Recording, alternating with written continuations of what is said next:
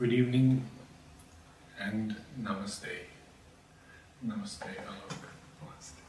Today is the 22nd day of October 2015. We are continuing with Book 1, Canto 5, The Yoga of the Spirit's Freedom and Greatness.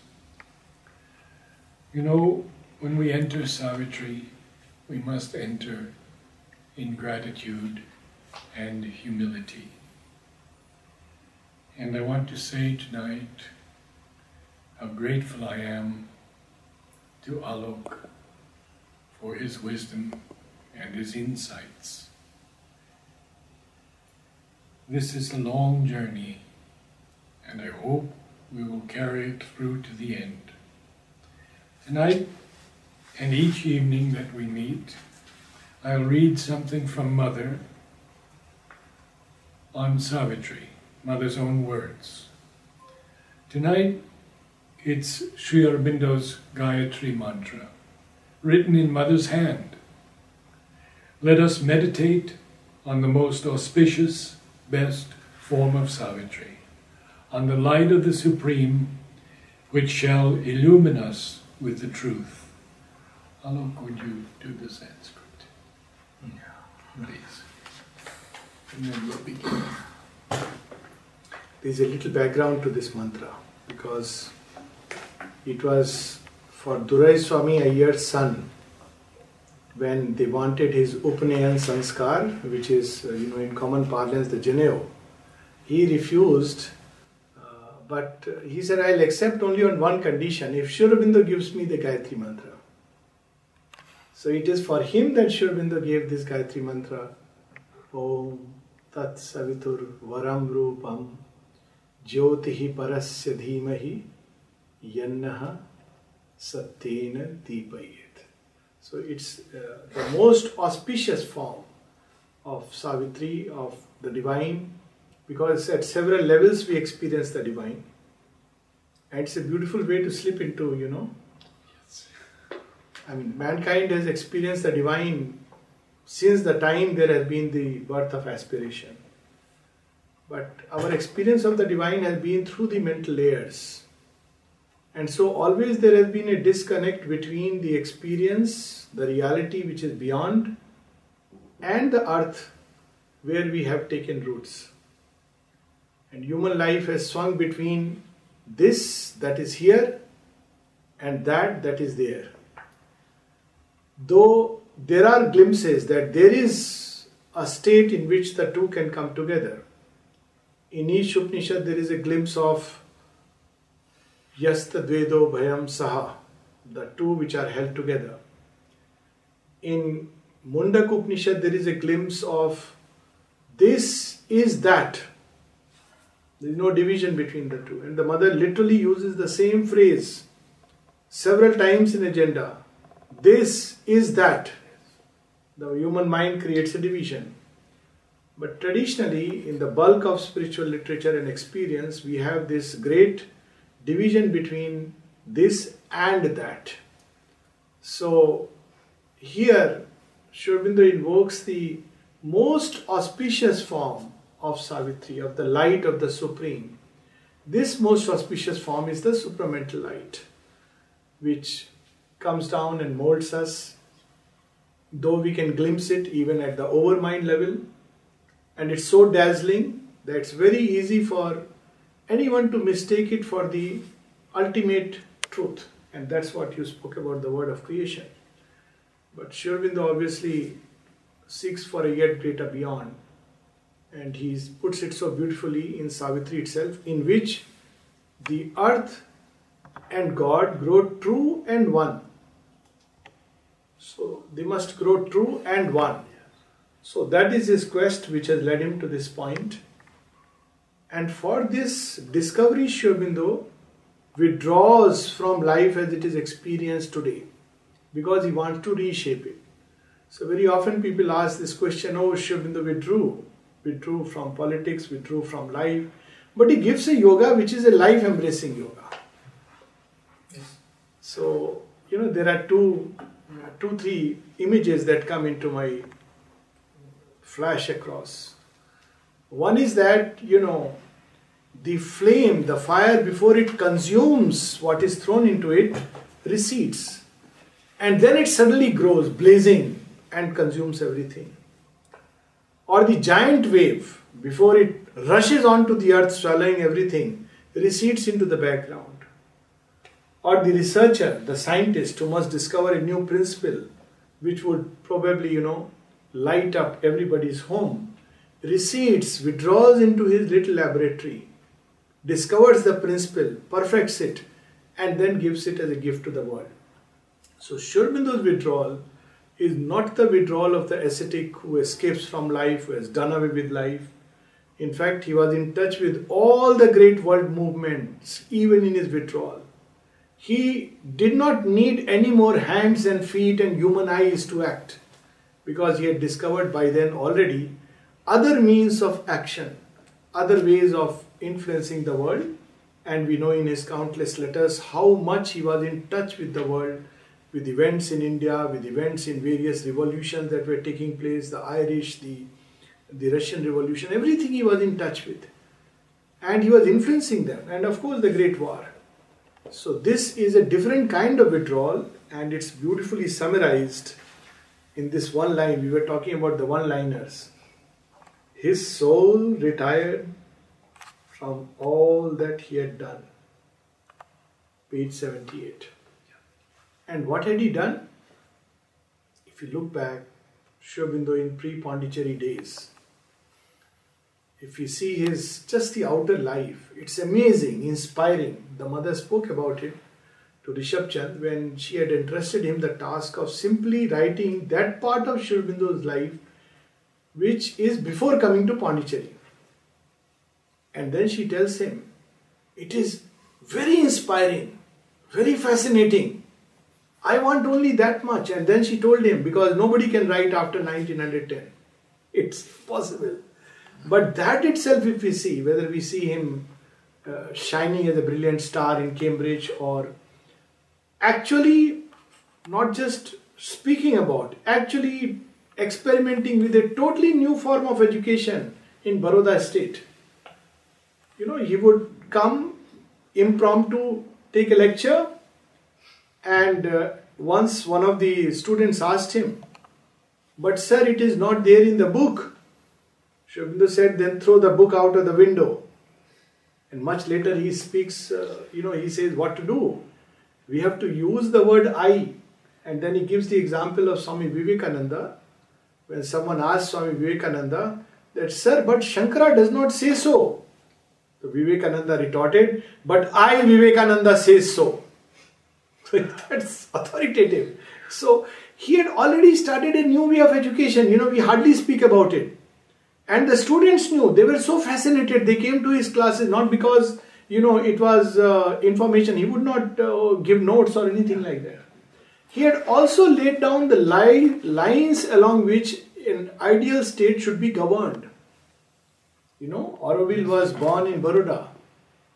Auroville was born at several places. It was in his heart. So wherever Sri Aurobindo went, Auroville was there. So if you read through Sri Aurobindo's speeches written for the Maharaja, ideal industry, reforms in the state, land, public health, sanitation, everything, he has beautifully laid down the lines. So this was a considerable work, just because, many persons are not aware or they don't recognize it, because Sri Aurobindo left it far behind, but he had already released those lines.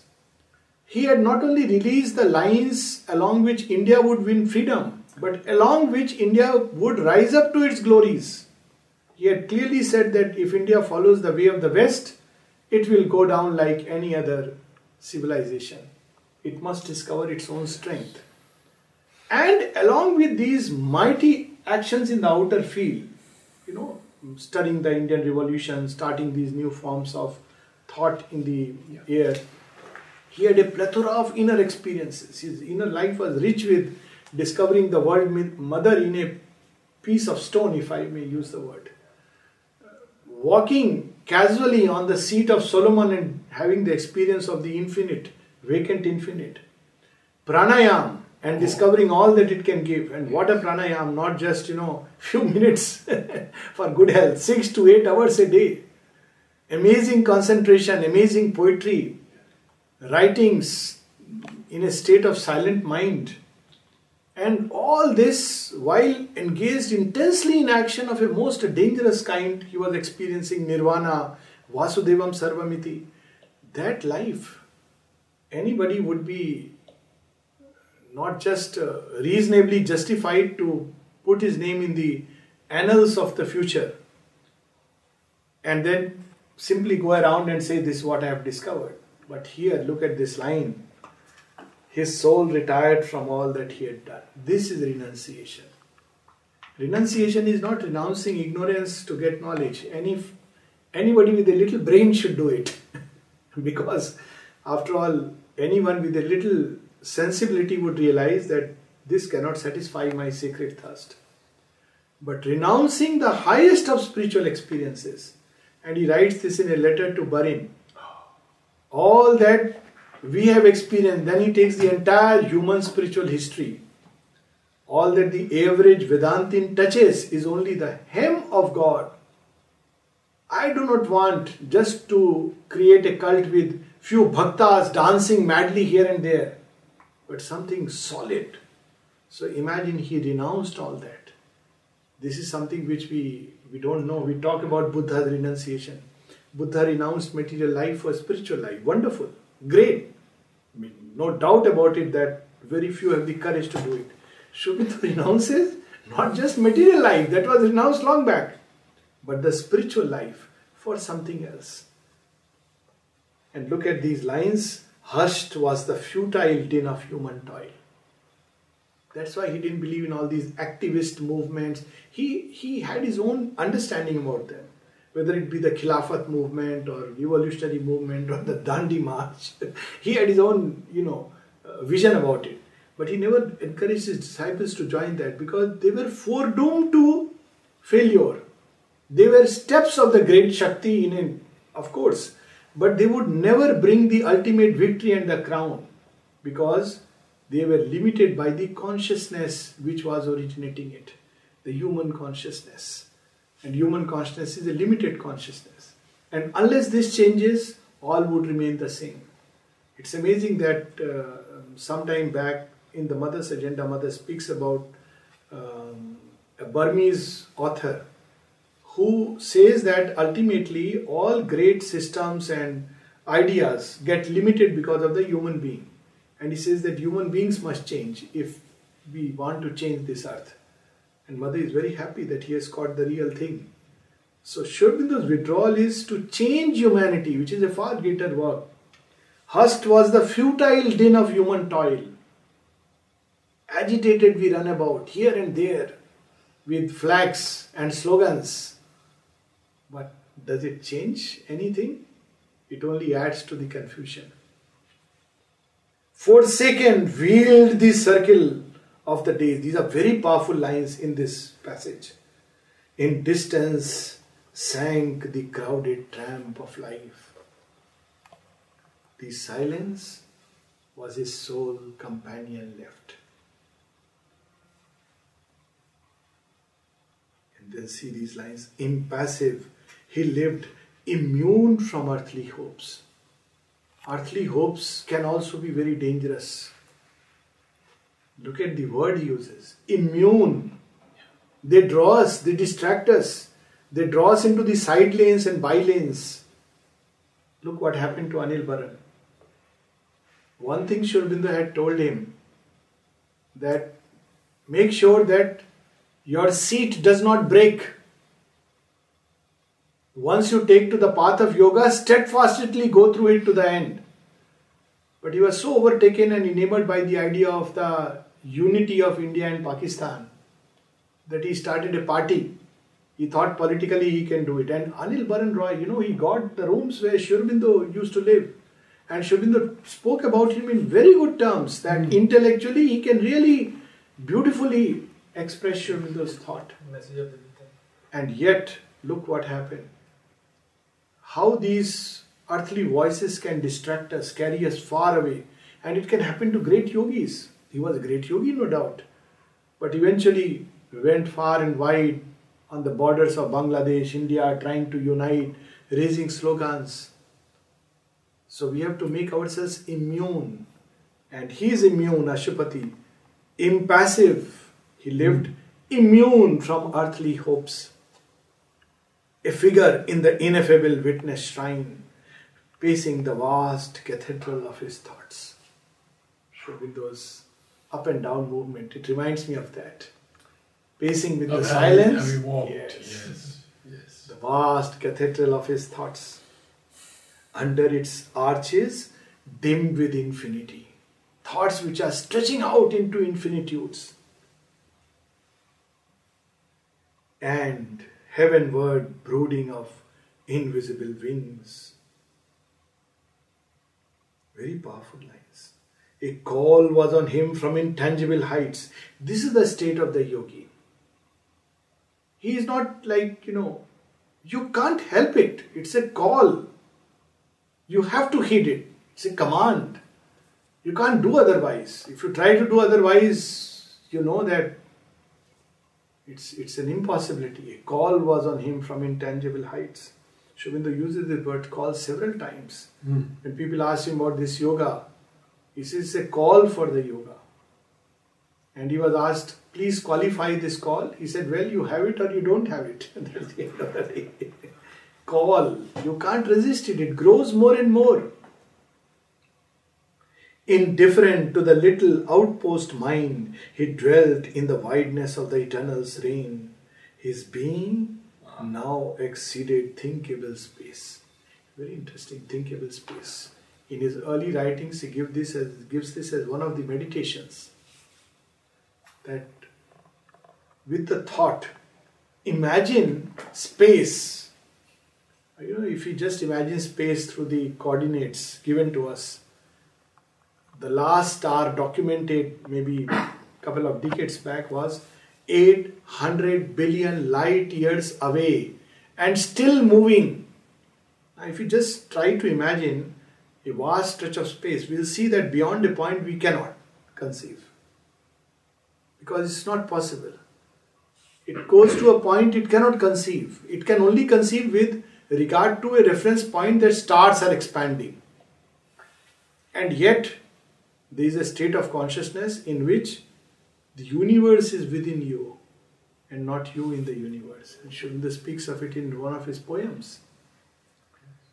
I have wrapped the wide world with my wider self, and London and Tokyo my spirits seeing are. I am the bird man feeds and saves, the beast he slays. I am the life of the village and the continent. Imagine what state of consciousness.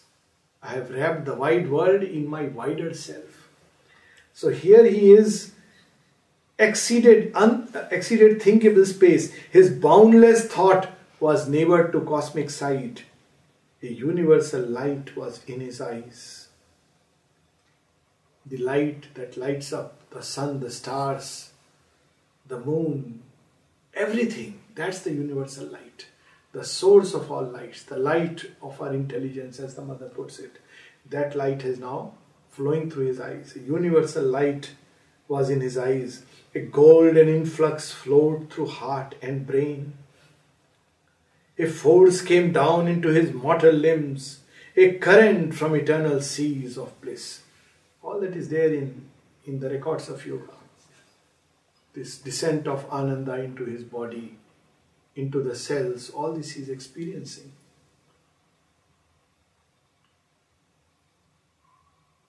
He felt the invasion and the nameless joy.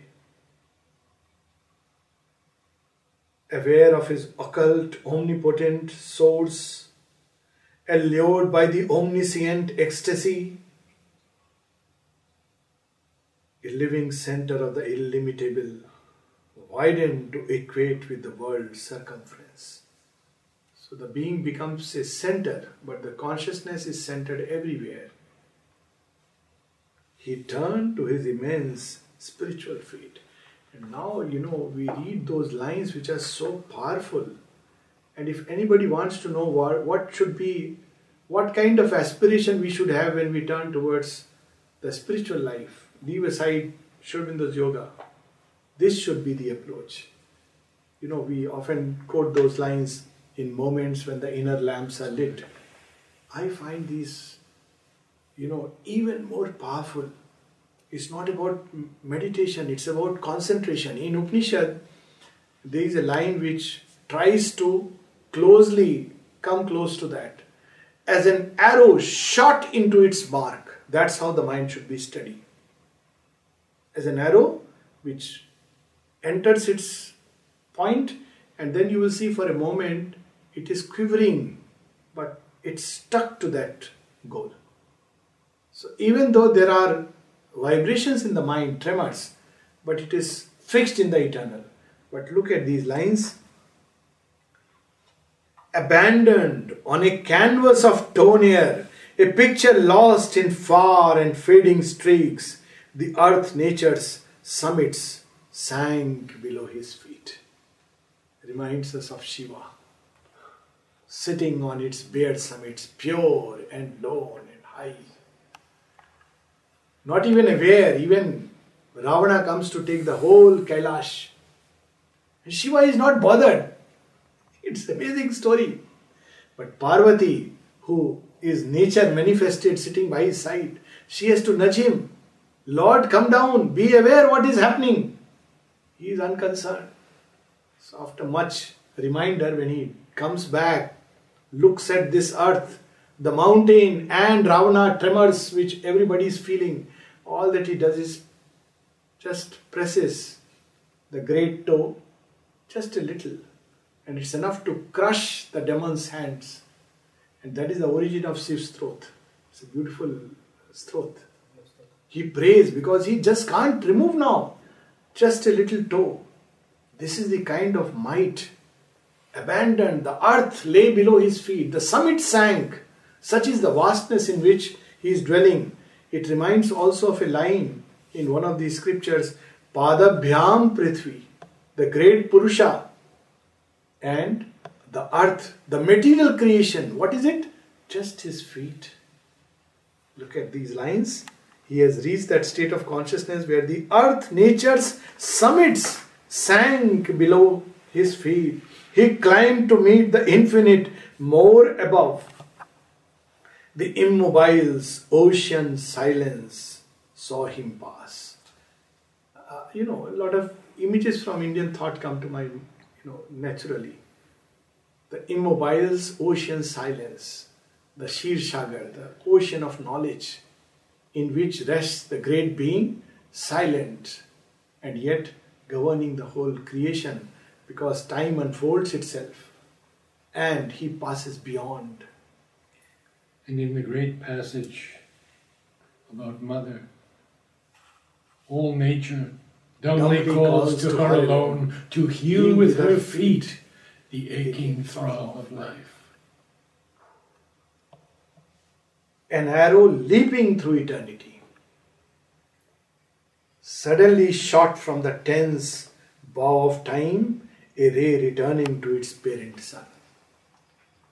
Vamakhipa was a great mystic in Bangladesh during the same time as Sri Aurobindo. And someone asked him, we have heard about Sri Aurobindo doing some yoga in Pondicherry. Can you tell us about him? And he was a traditional mystic, and some of them are like Paramhans who allow all kinds of movements in nature. They don't care. They can abuse, they can kick you, and yet they are realized beings. The mothers speak about that to Devra Baba. So we can't go by external behavior because they are so free and vast in their consciousness. So the first thing he did was hurl a couple of abuses to the disciple who asked this question. He said, you idiot, fool, and many other unspeakables. You dare to take his name on your tongue? Him whom I have seen pass across through the gates of the sun, from where none returns. He had seen him. Sri Aurobindo passed through the gates of the sun. He said, you rolling in the mud and mire of nature. How dare you take Sri Aurobindo's name with your tongue? He remonstrated, reprimanded his disciple. When this matter was reported to Sri Aurobindo, Sri Aurobindo says, yes, he saw me pass, but he did not see me return. None returns from there. A ray returning to the parent sun. Opponent of the glory of escape, the black inconscient swung its dragon tail, lashing is slumberous infinite by its force. Whom is it waking? The infinite below, the shadow below. Wake up, here is our end which is near. If he can go, nothing will be left. Wake up. You know, Ravana, when he is threatened by his life by the incarnate Rama, he has tried all tricks of the trade. All his lieutenants and generals have been demolished. So Ravana doesn't know what to do. So, see what a great seer Valmiki was. And Sri Aurobindo rightly appreciates Valmiki and Vyasa as, they had foreseen something. So Ravana draws upon his own brother, elder brother, who dwells in the subconscious terrains. His name is Ahi-Ravana. The great serpent. Ahi is literally a python who can swallow all things. Ahi-Ravana. So the python force of the inconscient which can swallow. And you know who guards the gates? Another shadow. Hanuman is also portion of the Lord. Mother has spoken about it. So who is guarding the gates of this darkness? None else but Hanuman's son. His own shadow. And he actually takes Rama and Lakshmana and puts them to sleep. Such forces. So the inconscient suddenly wakes up. Our end is near. Oh infinite dark shadow, wake up by its tail. Lashed, slumberous infinite, the sleeping infinite. Into the deep obscurities of form, death lay beneath him like a gate of sleep. So many images and legends. What a line. There is another legend. See, Sri Aurobindo's every line has a legend. Yes. One of the forms that death takes is the asura of unconsciousness. That's how death. What is death ultimately? It's a supreme unconsciousness. When we pass beyond, we are unconscious of this. When we are in this state, we are unconscious of that. Death is just a wall which separates. Otherwise, it's non-existent reality. It's unconsciousness which pushes us to death. So, again in the Shiva and Parvati legend, there is this asura of unconsciousness. Apsmar. He makes everything unconscious. So he comes and he knows that if Parvati, nature wakes up to its fullness, then there will be reign of that divinity on earth. So he tries to capture Parvati. And he is very powerful. And she can't do anything till she has recovered her higher status. Then Shiva comes to the rescue. What he does is, he says, I am going to not allow you in this work. So the asura says, you can't kill me. He knows that only Sri Aurobindo can transform. He says, it's there in the legend. He says, you can't kill me. He says, yes, I can't kill you, but I can contain you. So with the Naad, with his, Damru, he ties him till he falls below his feet. And Shiva puts his leg. You will see it in the Nataraj statue. You will see a demon lying below his feet. It's the asura of unconsciousness. Look at this image now. Death lay below his feet. Contained, not yet transformed, waiting for that hole below his feet. It's there as a dim possibility. Death lay beneath him like a gate of sleep. One pointed to the immaculate delight, questing for God as for a splendid prey. He mounted burning like a cone of fire. This is aspiration. This is yoga. Mounted burning like a cone of fire. Reading Savitri awakens this aspiration. That's the beauty of Savitri. Savitri doesn't teach us to do yoga. Savitri is yoga. So reading Savitri is yoga. I mean, who can't be lit with this kind of a thirst and aspiration after reading these lines? He mounted burning like a cone of fire. To a few is given their God-like rare release. Many practice yoga. Many have some glimpses, some experiences, occasional realizations here and there. But such a one-pointedness, many tried to call him. Sri Aurobindo refused. Mounted like a bun. Whatever happens doesn't matter. When French government offered him a place in Alaska, somebody else would have said, it is grace. I will make a big ashram, sprawling with lot of money and goodies. No money for next meal. Yeah. And Sri Aurobindo says, I am not going to budge an inch from here. I suppose this is the consciousness that everybody who wants to come to the ashram must have. One doesn't know what is the next meal that will be there. If you go deciding everything, then it is the road to Alaska. and to dry oneself with a wet towel. But if it is Pondicherry ashram, then you have to be ready for, we don't know whether we will meet the next square meal or not. That is called mounted burning like a cone of fire. One among many thousands never touched, engrossed in the external world's design. This is what traps us. One among many thousands. Again the Gita. Manushyanam sahasreno. One among many thousands is chosen to glimpse this perfection. It's rarest of the rare. Samahatma cha durlabha. And here is Sri Aurobindo saying, one among many thousands, never touched and grossed by the external world's design, is chosen by a secret witness eye and driven by a pointing hand of light. You can't choose. It's not something you can choose. It's He who chooses and then drives us on the road. This is the great assurance, the great hope. If we were to choose and decide, I have chosen for the divine, then forget about it after. But when the divine chooses, He makes sure. What He sees, why He sees, how He sees, we don't know. And that famous line, he who chooses the divine infinite has been chosen by the infinite. That's it. Here again we see is chosen by a secret witness eye and driven by a pointing hand of light across his soul's unmapped immensitudes. Lovely line, a pilgrim of the everlasting truth. Our measures cannot hold his measureless mind.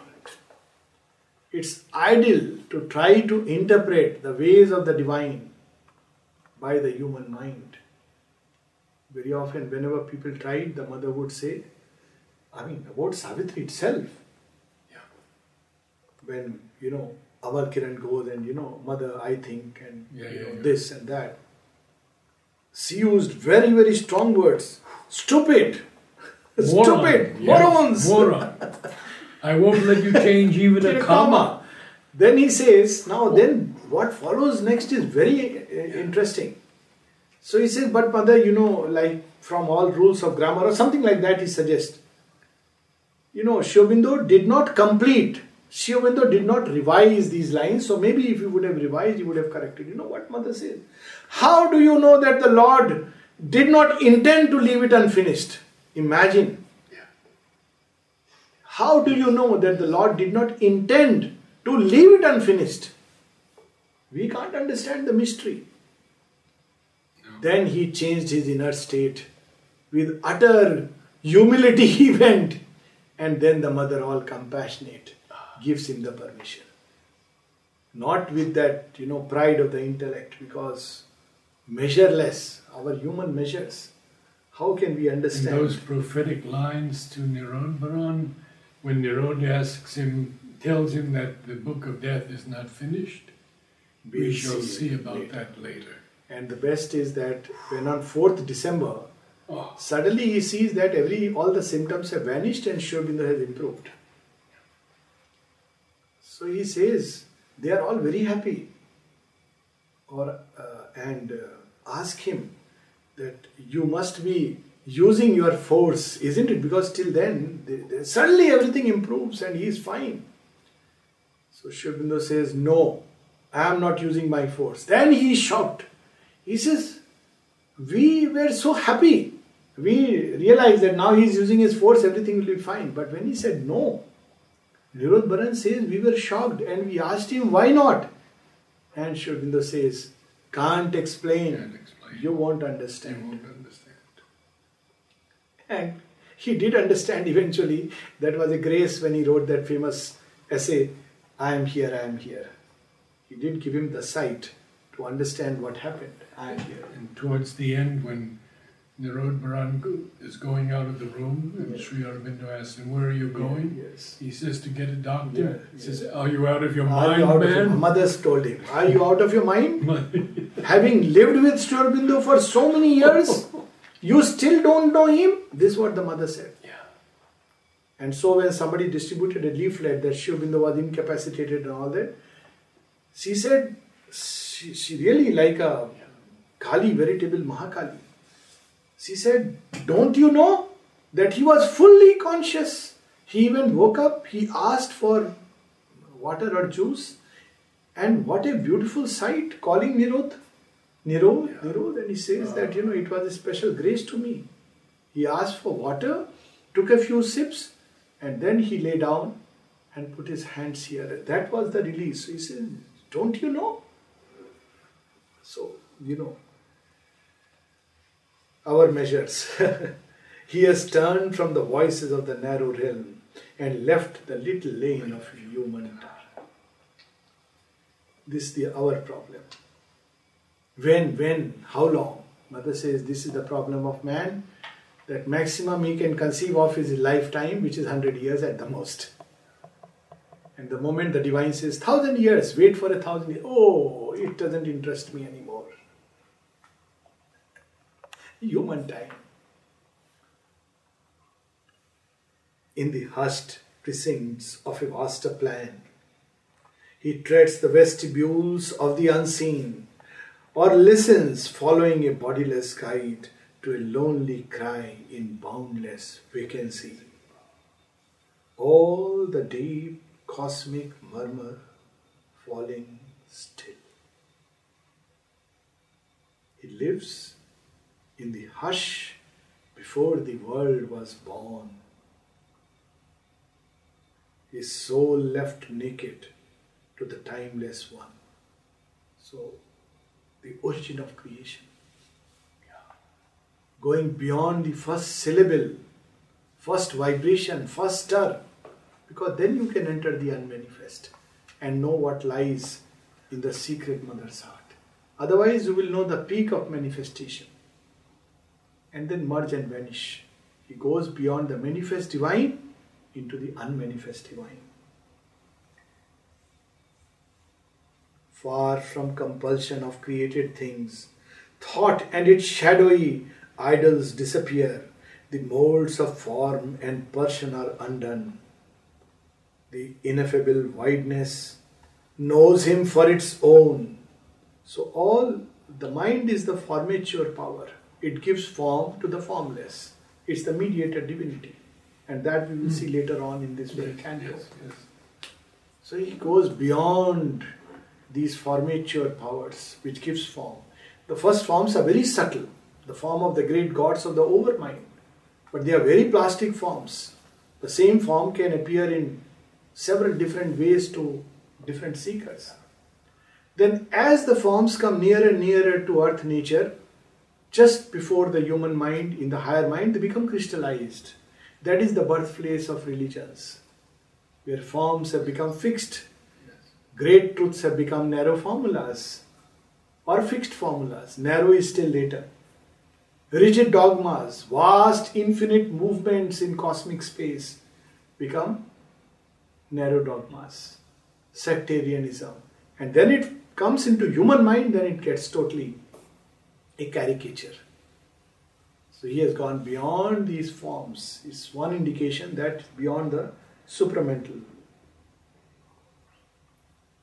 Alone, forerunner of the Godward earth, among the symbols of yet unshaped things, watched by closed eyes, mute faces of the unborn. Now he has entered the unmanifest. Things that are waiting to be born. Look at Mother's prayer. The new things that are waiting to be born. Where are they waiting? In the folds of the unmanifest. Watched by closed eyes. Watched by closed eyes. They are yet waiting to be born. They have to be brought out of the sleep of the superconscious.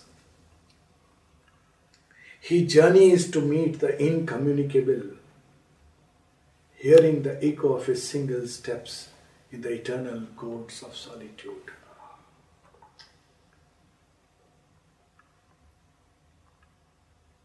A nameless marvel fills the motionless hours. His spirit mingles with eternity's heart and bears the silence of the infinite. Mark the word bears. The mother says this, that human beings, they are frightened with this silence. And Sri Aurobindo could give it as a gift, and so could the mother. And she tells this story that when this silence was given to someone, he ran away saying, oh my God, I have gone stupid. So you have to bear this silence of the infinite. It needs tremendous, it's a leap of faith, surrender, vastness, call it whatever we may. Otherwise we can't bear this silence. Even a few minutes are difficult. We close with this. A nameless marvel fills the motionless hours. His spirit mingles with eternity's heart and bears the silence of the infinite.